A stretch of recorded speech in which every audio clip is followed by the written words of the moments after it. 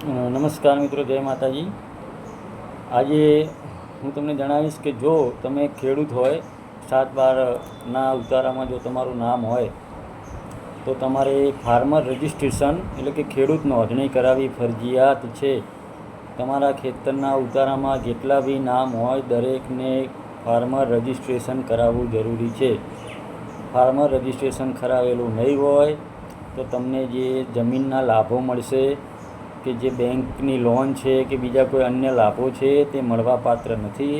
તો દરેક ખેડૂત ભાઈઓને વિનંતી કે તમારા ઉતારામાં જેટલા બી નામ હોય દરેકનું ફાર્મર રજિસ્ટ્રેશન કરાવવું ફરજિયાત છે. તમે જાતે પણ મોબાઈલથી કરી શકો છો. ફાર્મર રજિસ્ટ્રી કરીને એક વેબસાઇટ છે, એમાં જઈ અને જાતે પોતાનું ફોર્મ ભરી અને તમે જાતે પણ કરી શકો છો. જય માતાજી, આવજો.